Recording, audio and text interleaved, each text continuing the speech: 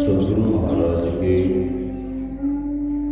युगल चरणों में कोटि कोटि नमन। इस पावन मंच पर विराज रहे गुरु महाराज के प्रिय शिष्य आदरणीय स्वामी श्री नंद किशोर बाबा, आदरणीय ब्रह्मचारी श्री गणेश बाबा, इस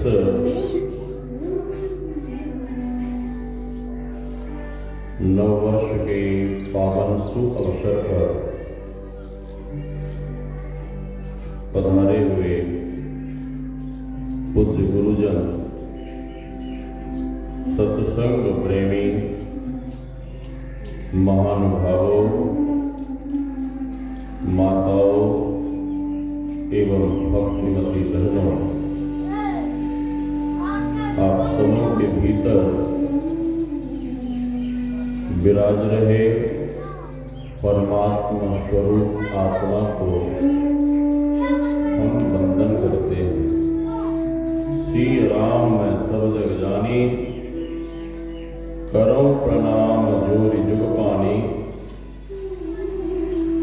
यही भाव लिए हम आप सत्संग ज्ञान रूपी गंगा में अवगाहन कर अपने तन, मन और अंतःकरण को शुद्ध तथा पवित्र बनावे।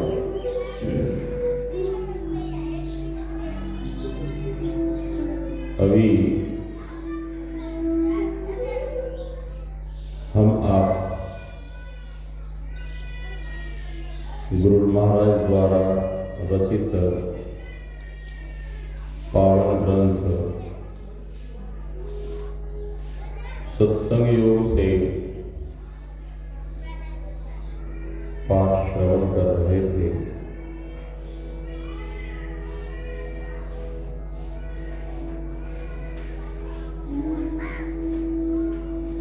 वे ईश्वर परमात्मा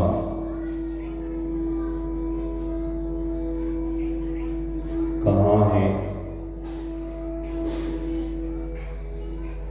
कहाँ रहते हैं, कैसे मिलेंगे।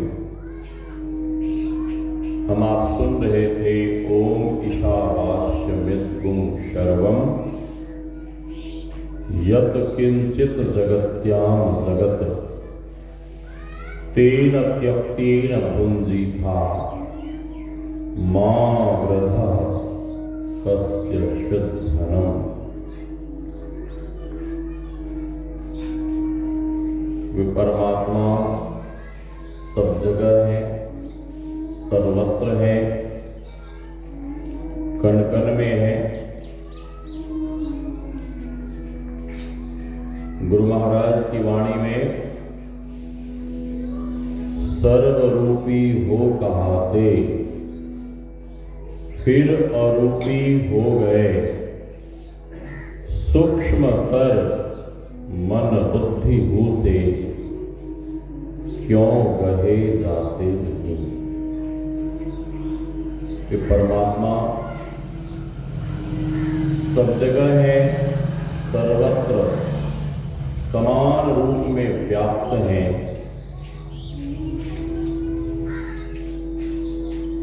लेकिन दिखते नहीं। इस धरा पर जब रावण का अत्याचार बढ़ा तो धरती माँ दुखी होकर देवताओं के पास गई कि कुछ करो। देवताओं ने कहा कि हे माता, हे धरती माँ, इस समस्या का समाधान हमारे पास नहीं है, फिर भगवान के पास चलते हैं। देवताओं ने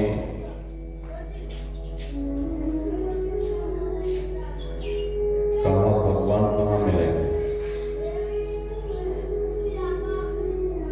एक देवता ने कहा भगवान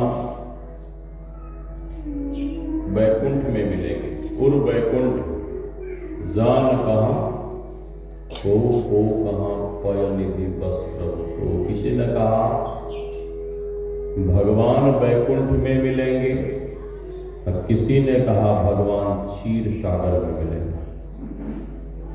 देवता लोग दोनों जगह खोजने गए लेकिन भगवान नहीं मिले। दोनों जगह घूर घूर के परेशान हो गए, भगवान नहीं मिले।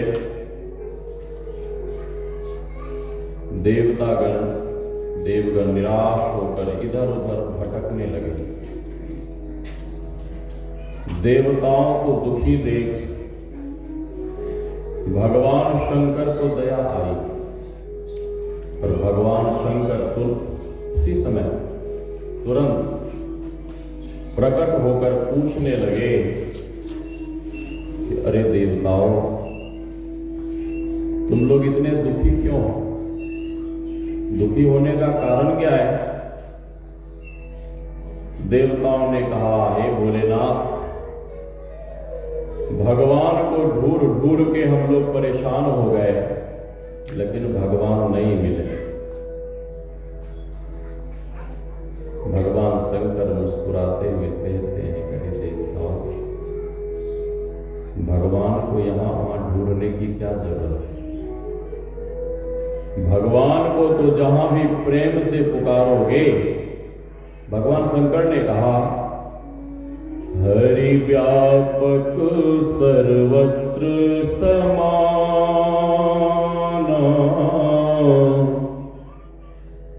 प्रेम ते प्रकट होहि मैं जाना। हरि व्यापक सर्वत्र समाना,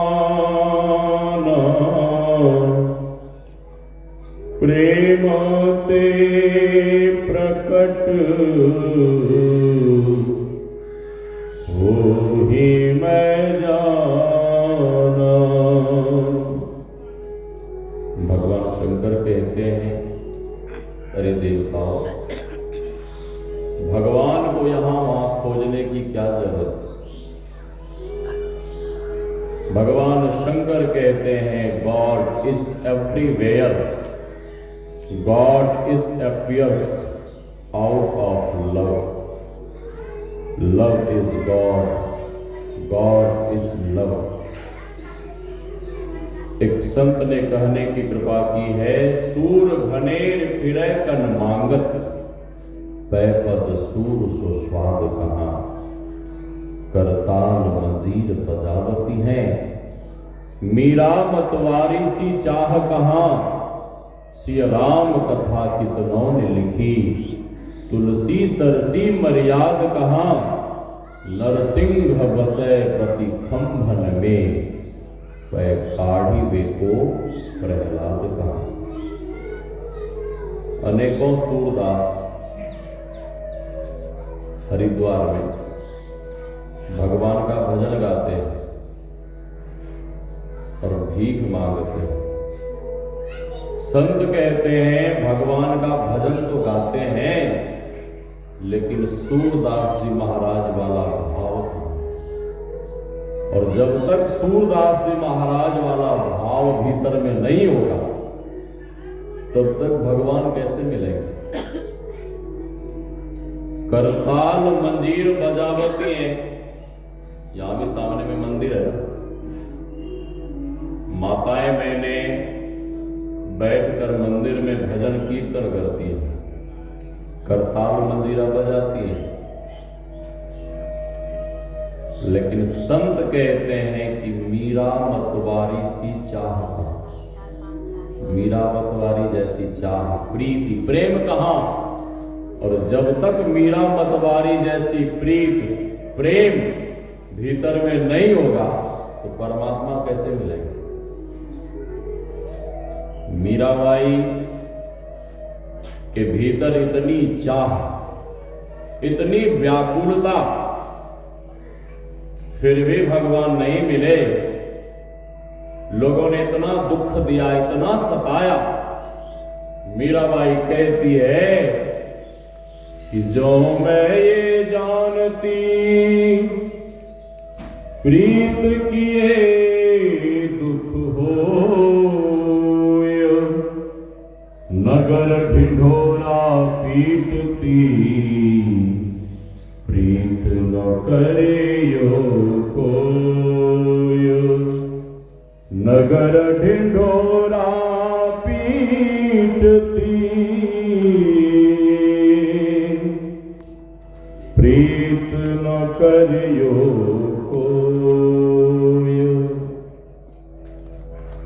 मीराबाई कहती है यदि मैं ये जानती भगवान से प्रेम करने में इतना दुख होता है, ईश्वर परमात्मा से प्रेम करने में, उनकी भक्ति करने में, उनकी आराधना उपासना करने में इतना दुख होता है, तो मैं पूरे नगर में ढिढोरा पीट पीट कर कह देती कि ऐ दुनिया वालों, कोई भी भगवान से प्रेम मत करना। लोगों ने इतना सताया, मीराबाई को इतना कष्ट दिया। मीराबाई अंत में कहने लगी कि हे प्रभु, अब हमसे दुख नहीं सहा जाता, अब हमसे पीड़ा नहीं सही जाती। हे प्रभु, मैं अब आप में समाना चाहती हूं।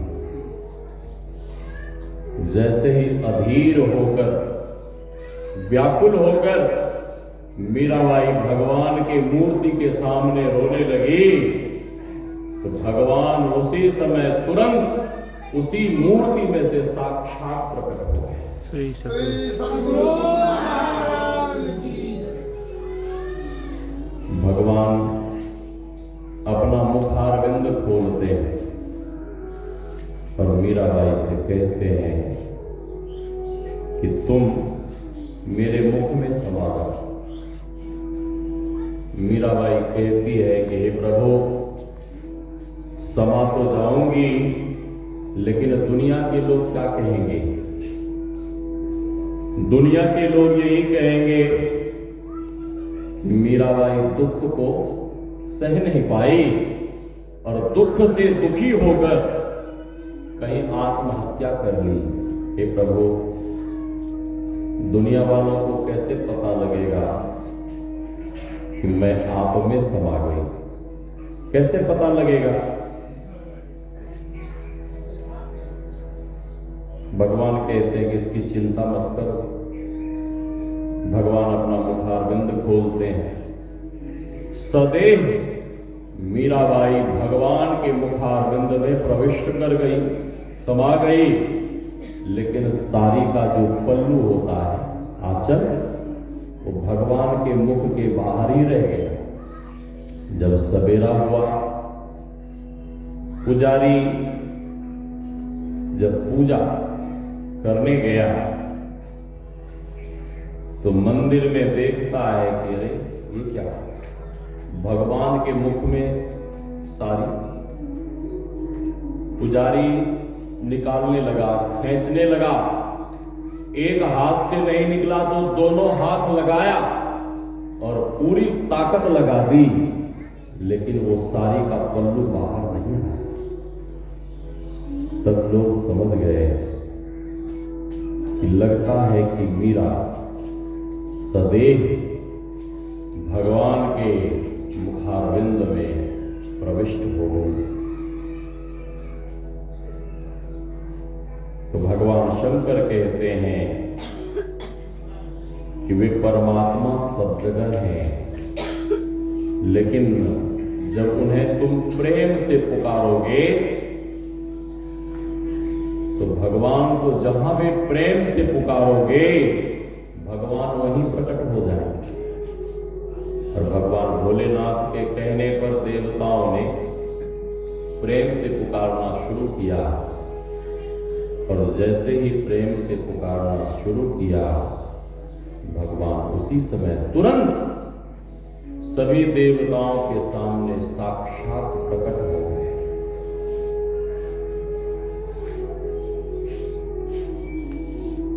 और उस परमात्मा की प्राप्ति कैसे होगी? ध्यान के द्वारा, साधना के द्वारा, युक्ति सीखकर जब भजन करेंगे, ध्यान करेंगे, तब उस परमात्मा की प्राप्ति होगी। एक दिन उद्धव जी, वैसे तो नित्य उद्धव जी भगवान को प्रणाम करने जाते थे। ऑपरेटर को बुलाइए, ऑपरेटर कहां से लगा? श्री सद्गुरु महाराज की जय। ब्राह्मे मुहूर्ते उत्थाय वायुर्पस्पृश्य माधवः दध्यो प्रसन्न कर्णम आत्मानः तमसः परम। भगवान श्री कृष्ण नित्य ब्राह्म मुहूर्त में ही जगकर अपने मायातीत स्वरूप का ध्यान करते और उनका रोम रोम बिल्कुल पुलकित हो जाता।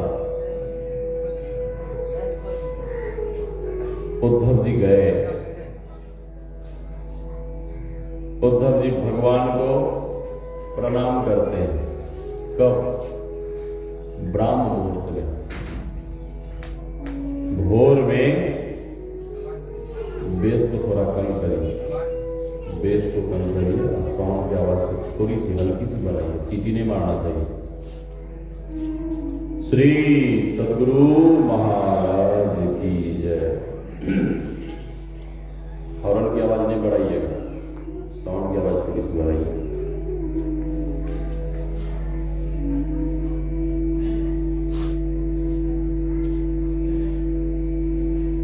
भगवान श्री राम भी, ठीक है, छोड़ दीजिए, स्वयं और कम करिए, हल्की सी कम करिए। भगवान श्री राम स्वयं जब जगते थे तो अपने गुरु महाराज को, अपने से बड़ों को प्रणाम करते थे। शास्त्र का कहना है, कराग्रे वसते लक्ष्मी, कर मध्ये च सरस्वती, कर मूले स्थितो ब्रह्म, प्रभाते कर दर्शनम। कर ये हाथ, इसके अग्रभाग में लक्ष्मी का वास है। कराग्रे वसते लक्ष्मी, कर के अग्रभाग में माता लक्ष्मी का वास है। इसलिए जगने के साथ ही कर का, अपने दोनों हाथ का मानव दर्शन करे और मन ही मन संकल्प ले इस पवित्र हाथ से कभी कोई अशुभ कर्म ना हो, कभी कोई अशुभ कार्य ना हो। सुबह सुबह जगने के साथ ही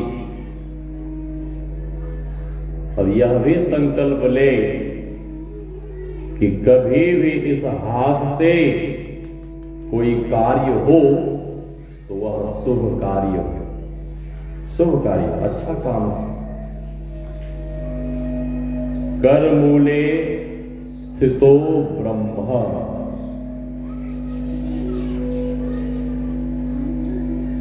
कर मध्य जो सरस्वती, हाथ के मध्य में माता सरस्वती का वास है।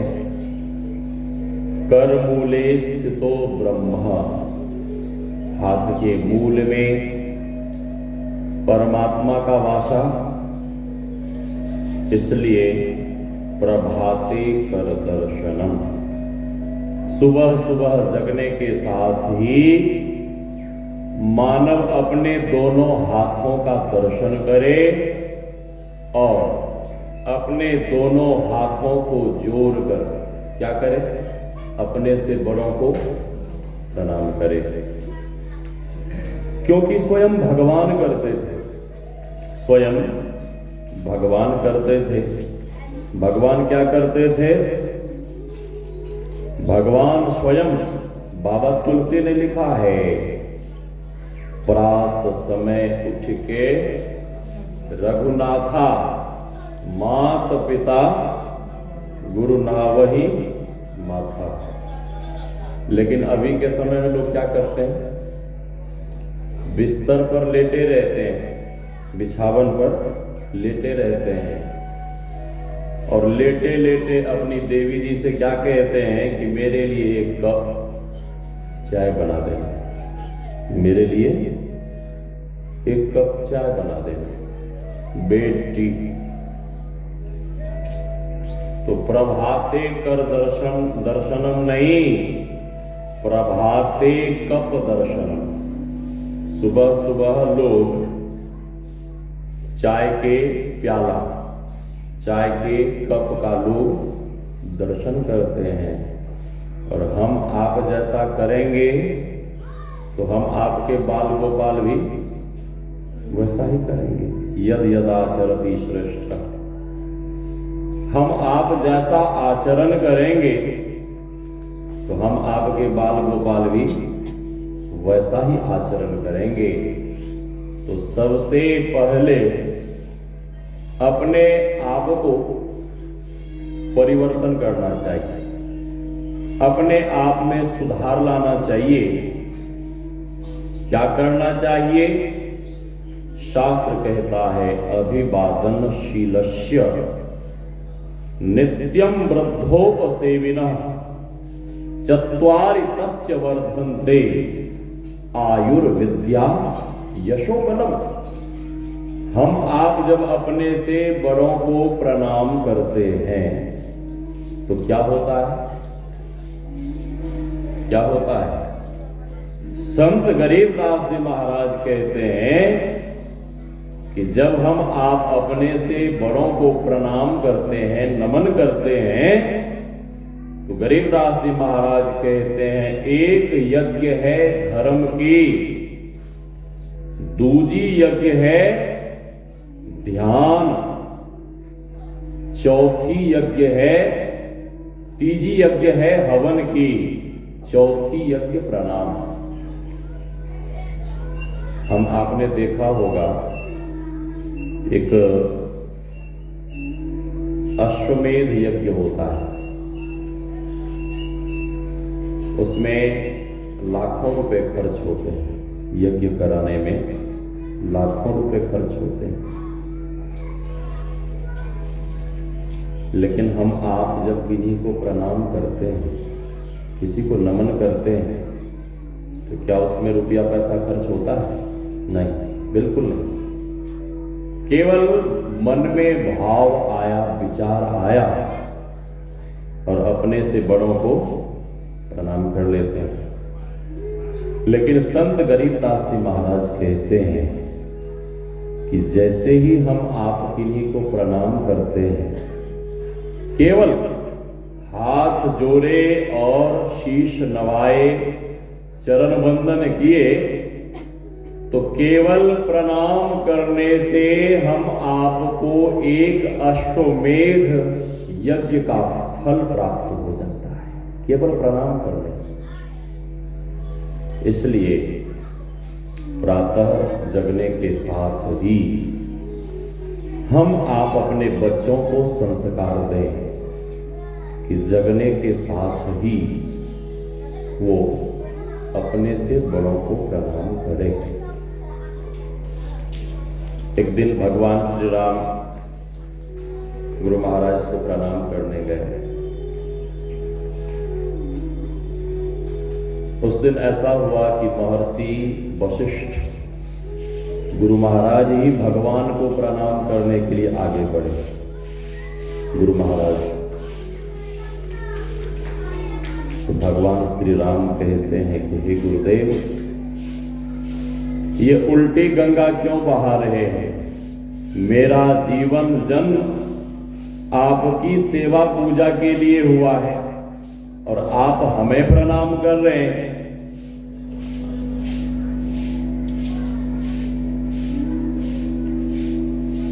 गुरुदेव कहते हैं कि हे राम, तुम भगवान हो, इसलिए हमें प्रणाम करने दो। भगवान कहते हैं कि गुरुदेव, मैं तो केवल भगवान हूं, मैं तो केवल ईश्वर हूं, लेकिन हे गुरुदेव, मुझ में यह सामर्थ्य नहीं है कि भूले भटके जीव को इस भवसागर से निकालकर परमात्मा तक पहुंचा सकूं। यह सामर्थ्य मुझ में नहीं है। हे गुरुदेव, भूले भटके हुए जीवों को इस भवसागर से निकालकर परमात्मा तक पहुंचाने का सामर्थ्य तो केवल गुरुदेव भगवान के भीतर।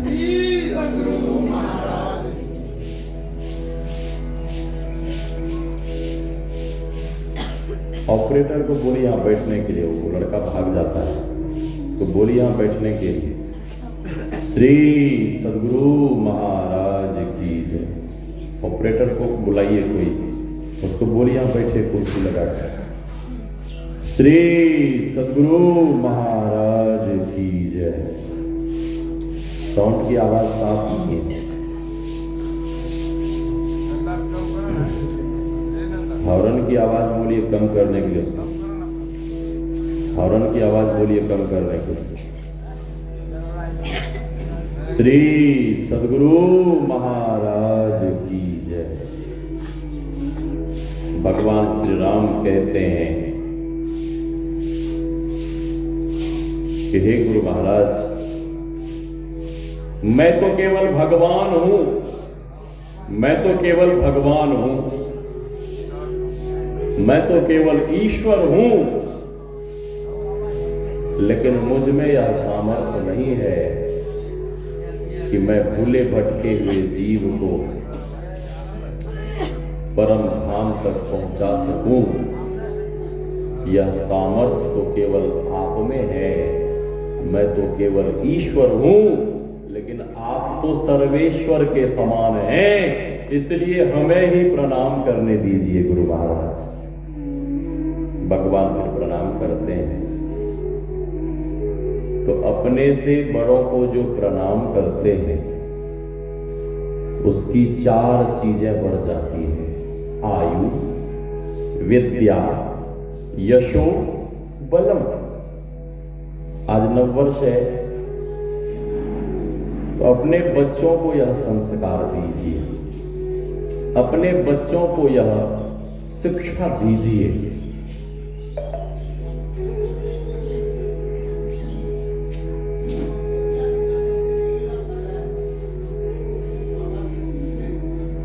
तो मैं कह रहा था, उद्धव जी भगवान को प्रणाम करने गए। और भगवान ध्यान में बैठे थे। उद्धव जी हाथ जोड़कर भगवान से पूछते हैं कि हे प्रभु, सारे जगत के भक्त लोग आपका ध्यान करते हैं, सारे सृष्टि के मानव आपका भजन करते हैं, आप किनका ध्यान कर रहे हैं? भगवान श्री कृष्ण कहते हैं, जो जन ऊधो मोहि न बिसरे, ताहि न विसारो छिन एक घड़ी, काटो जन्म जन्म के फंदा, राखों सुख आनंद करी। दरवाजा बंद कर दीजिए और अंदर जाकर जरा बोलिए, हल्ला कर रहे हैं लोग, बोलिए सत्संग करा रहे, सत्संग में बैठने के लिए। जो भी हल्ला कर रहे हैं उनको बोलिए यहाँ पे बैठने के लिए। श्री सद्गुरु महाराज की जय।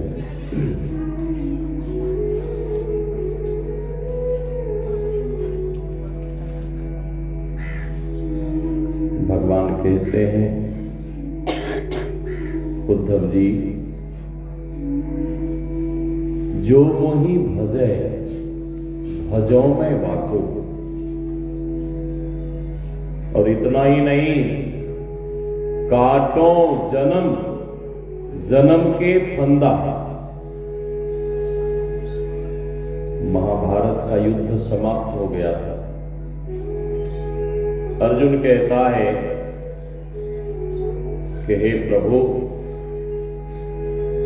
मैंने कुरुक्षेत्र के रणभूमि में सबको धराशाही कर दिया, मार डाला।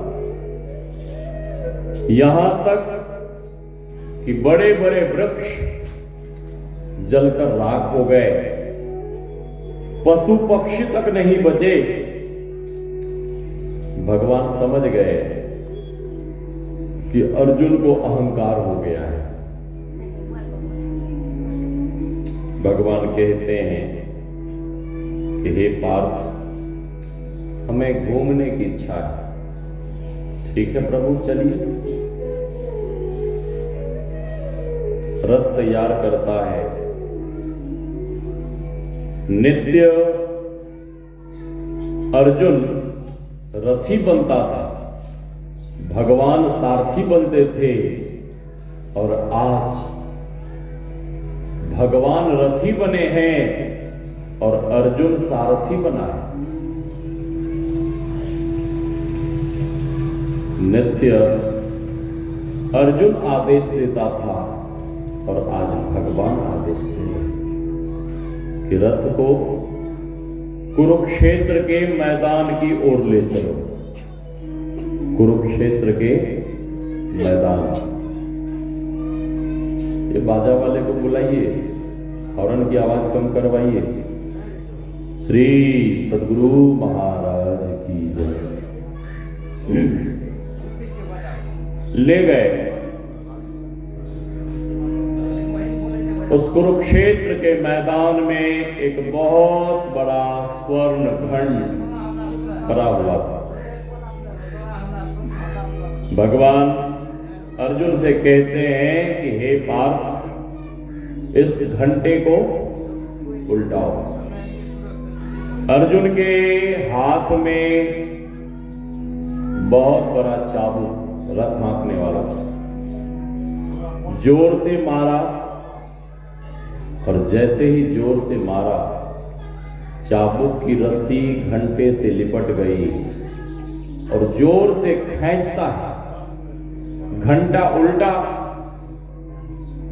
जैसे ही घंटा उल्टा तो अर्जुन की आंखें खुली की खुली रह गई और अर्जुन हाथ जोड़कर भगवान से पूछने लगा कि हे प्रभु, मैं तो यह समझ रहा था कि इस कुरुक्षेत्र के मैदान में कोई नहीं बचे।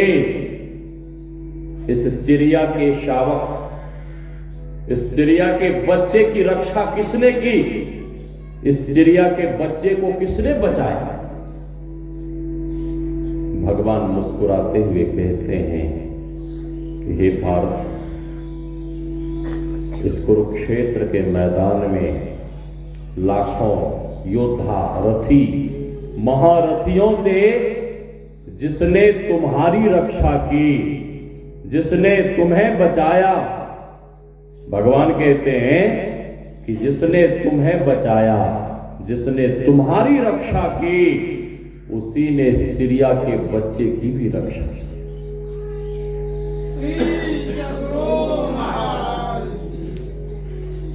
भगवान अर्जुन के चरण में पड़ गया। अर्जुन भगवान के चरण में नतमस्तक होकर कहने लगा कि हे प्रभु, हमें क्षमा कर दीजिए, हमें व्यर्थ ही अहंकार हो गया था, व्यर्थ झूठा मिथ्या अहंकार हो गया था। भगवान उद्धव जी से कहते हैं, जो मोहि भजे भजों में वाको, जो मेरा भजन करता है, जो मेरा ध्यान करता है, मैं उसका भजन करता हूं, मैं उसका ध्यान करता हूं। एक दिन भगवान श्री कृष्ण अपने महल के छत के ऊपर खड़े होकर ब्रज की ओर देखते हुए भगवान रो रहे थे। भगवान रो रहे थे। उद्धव जी भगवान से पूछते हैं कि हे उद्धव प्रभु, आपके ऊपर ऐसी कौन सी विपत्ति आ गई कि आप रो रहे हैं? ऐसा क्या दुख हो गया आपको, आप रो रहे प्रभु? भगवान बिल्कुल अधीर होकर रो रहे थे। भगवान श्री कृष्ण कहते हैं, जो जन ऊधो मोहि न बिसरे, ताहि न विसारो छिन्न एक घड़ी। भगवान ने कहा, ऊधो मोहे ब्रज बिसरत नाही, ऊधो मोहे ब्रज बिसरत नाही। ए उद्धव जी, मैं ब्रज और ब्रजवासियों को भुलाना चाहता हूं, लेकिन उन्होंने इतना हमें स्नेह दिया है, इतना प्रेम दिया है, इतनी सेवा की है कि मैं भुला नहीं पाता। उद्धव जी, हमें ऐसा लगता है कि ब्रजवासी मेरे विरह में, मेरी याद में रोते होंगे, इसीलिए मुझे रोना आ रहा है। आपको किन्हीं से बहुत अधिक स्नेह है, पुत्र से, मित्र से, किसी से भी जिनसे अधिक स्नेह होता है, और वो चाहे कहीं दूर देश परदेश में हो और आपको याद कर वो रो रहा है, तो आपको भी यहां बैठे बैठे रोना आ जाएगा। आपको समझ में नहीं आएगा कि हमें रोना क्यों आ रहा है, समझ में नहीं आएगा, लेकिन बाद में जब बातें होती है तो आपका मित्र कहता है, करे हम आपको याद कर बहुत रो रहे थे, तब आप कहेंगे कि मैं भी आपको याद कर रो रहा हूं। ऐसा होता है, जिससे बहुत लगाव, घनिष्ठता, प्रेम, स्नेह, प्रीति। उद्धव जी कहते हैं कि प्रभु ऐसी बात है तो आप आदेश दीजिए, मैं अभी जाता हूं, ब्रजवासियों को ब्रह्म ज्ञान दे के आता हूं, ब्रह्म ज्ञान की शिक्षा, फिर उनका रोना धोना छूट जाए। भगवान हाथ जोड़कर कहते हैं कि आपकी बड़ी कृपा हो। उद्धव जी को भी अहंकार था अपने ज्ञान का। भगवान कहते हैं, ठीक है, आप ब्रज को प्रस्थान करिए। अपने रथ पर भगवान बिठा देते हैं, अपना पीतांबर ओढ़ा देते हैं और उद्धव जी वचन दे के गए कि आज जा रहा हूं, कल वापस आ जाऊंगा। ठीक है। संध्या के समय गोधूली बेला, गोधूली बेला जिस समय गैया खेत से चर के घर आती, उस समय उद्धव जी पहुंचे। संध्या होने के कारण एक बार ब्रजवासी को भी धोखा हो गया कि लगता है कि मेरा कृष्ण आ गया, लेकिन जैसे ही ब्रजवासी पास पहुंचे तो ब्रजवासियों ने देखा कि नहीं, ये कृष्ण नहीं है, ये तो कृष्ण का भेजा हुआ कोई सखा है, कृष्ण का भेजा हुआ कोई मित्र है। उद्धव जी ब्रजवासियों से पूछते हैं कि ऐ ब्रजवासियों, नंद बाबा और यशोदा मैया का महल किधर है? नंद बाबा, यशोदा मैया का महल किधर है? जैसे ही उद्धव जी ने पूछा तो ब्रजवासी की आंखों में आंसू आ गए और ब्रजवासियों ने कहा, उद्धव जी,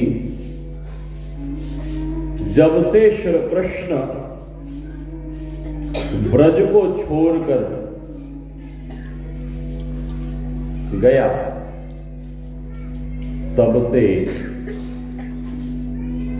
किसी भी नए यात्री को, अतिथियों को नंद बाबा और यशोदा मैया के महल का पता नहीं पूछना पड़ता। ब्रजवासियों ने कहा, उद्धव जी, इस नदी में जल देख रहे हो? हाँ, इसके किनारे किनारे चले जाओ। इस नदी का जहां अंत होगा, समझ लेना कि वही नंद बाबा और यशोदा मैया का महल है। उद्धव जी को आश्चर्य हुआ, उद्धव जी को हैरानी हुई। उद्धव जी ने पूछा, इस नदी की विशेषता क्या है? इस नदी की विशेषता क्या है? ब्रजवासियों ने कहा, उद्धव जी, इस नदी में जो आप जल देख रहे हैं वो कोई साधारण जल नहीं है। उद्धव जी, इस नदी में जो आप जल देख रहे हैं ये तो नंद बाबा और यशोदा मैया का प्रेमाश्रु जल है। सुनते ही उद्धव जी के नेत्र सजल हो गए, उद्धव जी की आंखों में आंसू आ गए और उद्धव जी मन ही मन कहने लगे कि क्या कोई मानव अपनों के लिए इतना रो सकता है? इतना रो सकता है? उद्धव जी वहां से आगे बढ़ते हैं और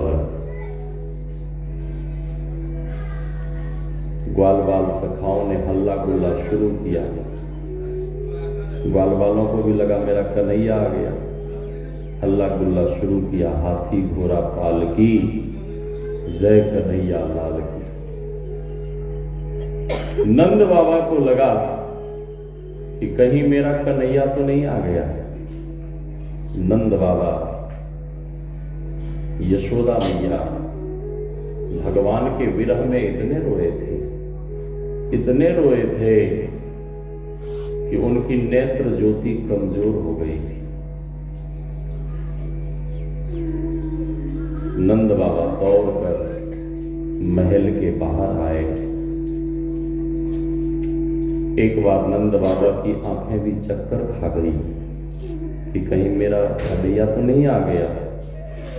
लेकिन जब पास गए तो नंद बाबा ने देखा कि नहीं, ये मेरा कन्हैया नहीं है, ये तो मेरे कन्हैया का भेजा हुआ कोई सखा है। पुत्र परदेश में रहता और बहुत दिनों से नहीं आया, पुत्र का मित्र ही आ जाए और पुत्र का मित्र आपके पुत्र का समाचार सुनावे, सुखद समाचार सुनाता है तो आपके भीतर प्रसन्नता, खुशी की बाढ़ आ जाती है। लेकिन जैसे ही दुखद समाचार सुनाता है तो माँ पिता सुन सुनकर दुखी होते हैं, माँ पिता सुन सुनकर दुखी होते हैं। नंद बाबा को भी लगा कि चलो कोई बात नहीं है, पुत्र नहीं आया, मेरा लाला नहीं आया, तो मेरे लाला का मित्र ही तो आया। कोई नहीं, शांति से सुनिए, कोई छोड़ दीजिए ना, करेंगे लोग हम। सुनिए, आवाज सुनाई जाएगी, सुन लेंगे आप। हाँ, श्री सद्गुरु नंद बाबा उद्धव जी को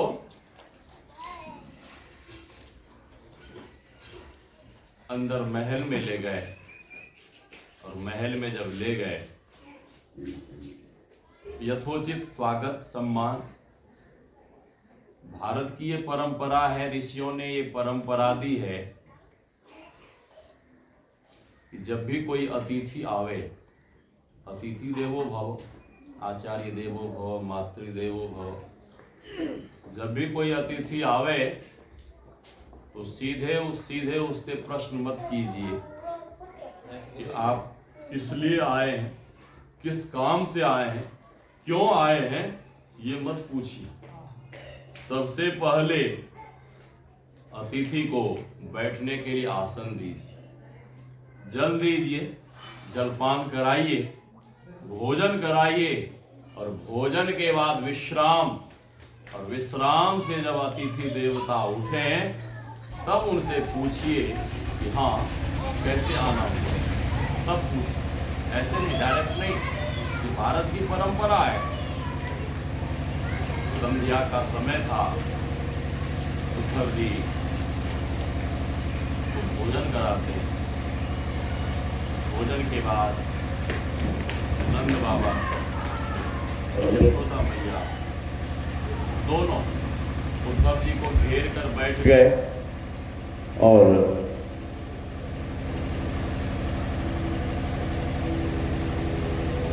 नंद बाबा अपने लाला के बारे में पूछते हैं, उद्धव जी मेरा लाला आनंद से है ना, खुश है, प्रसन्न है ना, बढ़िया से?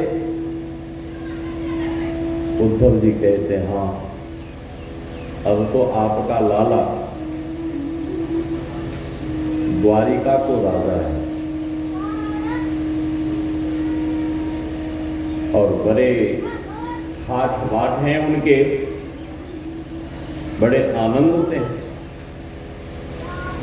बहुत सारी बातें नंद बाबा पूछते हैं और अब यशोदा मैया की बारी आई। यशोदा मैया पूछती है उद्धव जी क्या मेरा लाला कभी मुझे याद भी करता है? क्या मेरा लाला कभी मुझे याद भी करता है?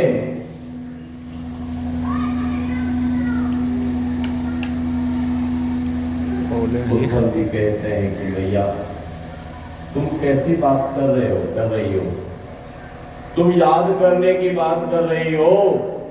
अरे वो तो तुम लोगों को याद कर रोते हैं, आंसू बहाते। इतना सुनते ही यशोदा मैया बिल्कियों से रो पड़ी। साउंड की आवाज बढ़ाइए भाई, साउंड की आवाज बढ़ाइए। बाबा कुछ बोल। श्री सद्गुरु महाराज की जय।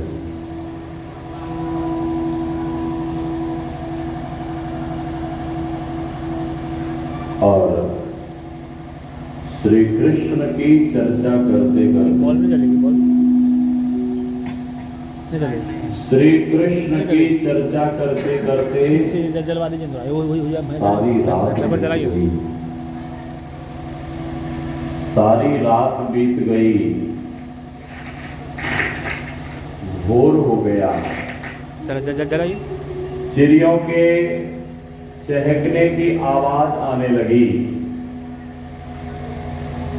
नंद बाबा को लगा कि भोर हो गया और समय का किसी को पता तक नहीं लगा। सारी रात बीत गई। भगवान की चर्चा करते करते सारी रात बीत गई, उस समय का पता नहीं लगा। ये सच्ची प्रीति है, ये सच्चा प्रेम है। लेकिन हम आप जब स्तुति प्रार्थना करने बैठते हैं, ध्यान करने बैठ तो समय देखते हैं कि 10 बज गए, 11 बज गए, 1 घंटा होने वाला है।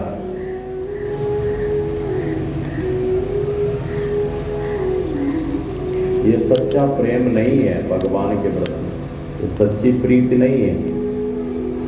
ए बच्चा तुम यहीं बैठो ना, ये साउंड तुम्हारा सीटी मार रहा है, बैठो यहीं कुर्सी लेके, आवाज को घटाओ। श्री सदगुरु महाराज, तो आवाज ठीक करवाइए, साउंड की आवाज ठीक करवाइए। श्री सदगुरु महाराज की जय। देखते हैं नहीं रहता, बाजा वाला भाग जाता है, तुरंत भागता है। बगल का है ना, इसीलिए भाग जाता है। बाहर का होता तो नहीं भागता, बैठा रहता। आवाज को ठीक करो, इस साउंड की आवाज, साउंड बढ़िया है तुम्हारा, आवाज को ठीक करो। ऐसे लगा दिया चला गया इधर उधर, तो ऐसे नहीं होता है। ऑपरेटर हर वक्त रहना चाहिए वहां पास में। श्री सदगुरु महाराज की जय।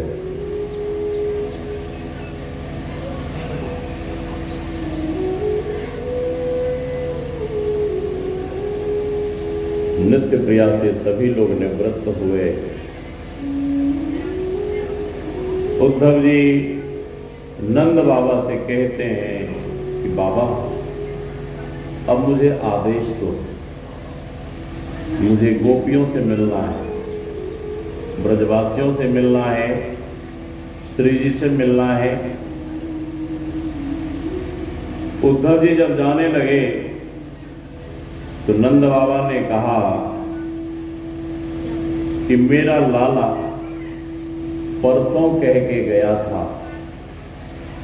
बरसों बाद भी हमें देखने नहीं आया। मेरे लाला से कह देना कि अब अधिक प्रतीक्षा नहीं कर पाऊंगा।